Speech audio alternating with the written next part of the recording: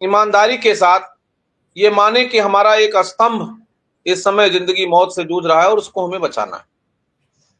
रही सवाल अब आगे बढ़ने की, तो हमारी पूरी टीम पूरी निष्ठा और तन्मयता के साथ लगी है। सभी लोगों से हम लोगों का संपर्क चल रहा है।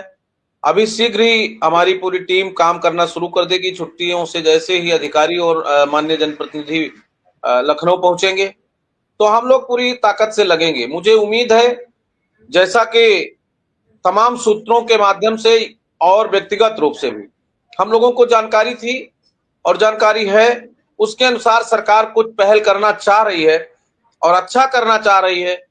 लेकिन अभी सरकार और अधिकारियों के बीच में ये तय नहीं हो पा रहा है कि हम किस रास्ते से चलें कि फिर ये लोग हमारे से टूटे ना, हमसे छूटे ना। तो इस विषय और इस बिंदु पर काम चल रहा है।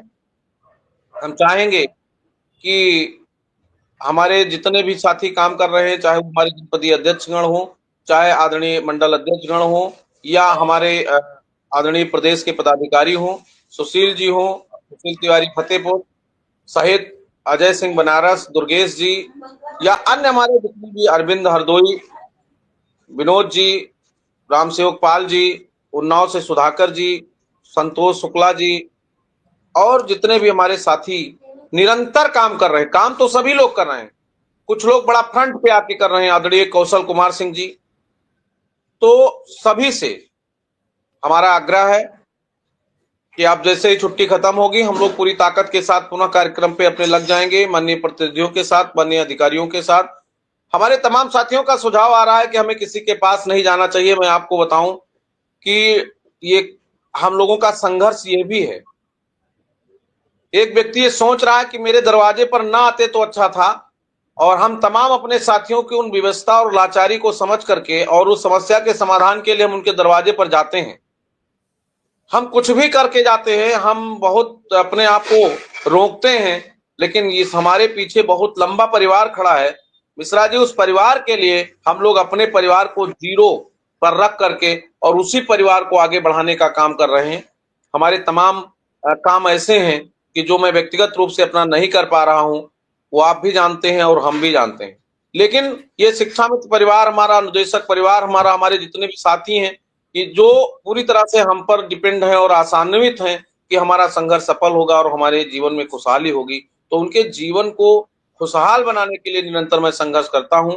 आज ये रंगों का पावन त्योहार था।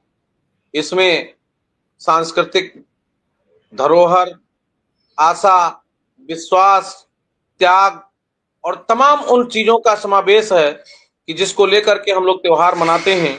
कुछ लोग भले हो सकते हैं इसको वैचारिक रूप से अपना शौक मानते हों, लेकिन ये बड़ा ही आदर्श और हिंदू रीति रिवाज का पावन त्योहार है।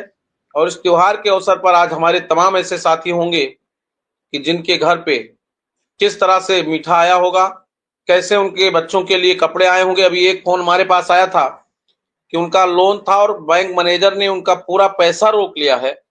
जौनपुर के साथी हैं, बहुत दुखी थे। हमने उनको ढांढस बंधाया, हमारे तमाम साथी उनके सहयोग में थे।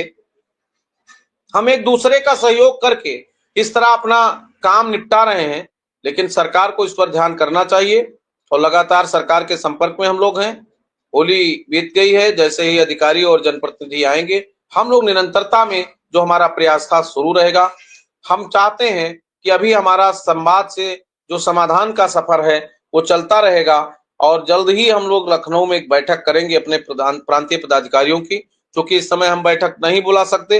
एक पदाधिकारी हमारा वो जिम्मेदार, जिन्होंने संगठन के नींव रखने से लेकर के और अब तक अपना 25 वर्ष का जीवन शिक्षा मित्र हित में दिया है, वो जिंदगी और मौत से सफर कर रहे हैं। इसलिए हम सब की जिम्मेदारी है कि पहले उनको सुरक्षित करें, पहले उनके जीवन की रक्षा करें, उसके लिए अपना योगदान दें, और उसके बाद लगातार इधर हम दूसरी टीम हमारी संगठन के शिक्षा मित्र के हित के लिए शासन और प्रशासन में काम करती रहेगी। निरंतरता बना रहेगा और जल्द ही इसका परिणाम सुखद हो, इसी कामना के साथ पुनः सबको बहुत बहुत बधाई।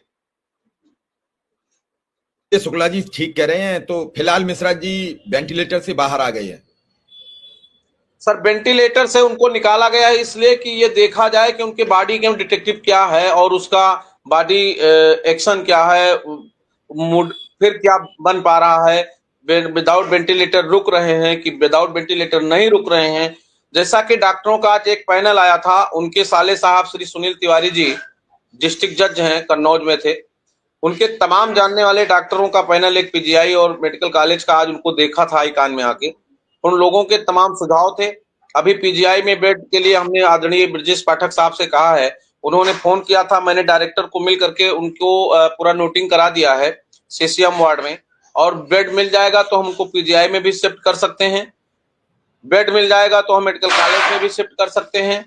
लेकिन डॉक्टरों की ये जो सलाह आई है, अभी उनकी पत्नी ने हमको फोन करके बताया कि भैया 2.5 लाख रुपए का इंजेक्शन अध्यक्ष जी इस टाइम उन्होंने बोला है और लगवाना है, और मेरी क्या स्थिति है वो आप जानते हैं।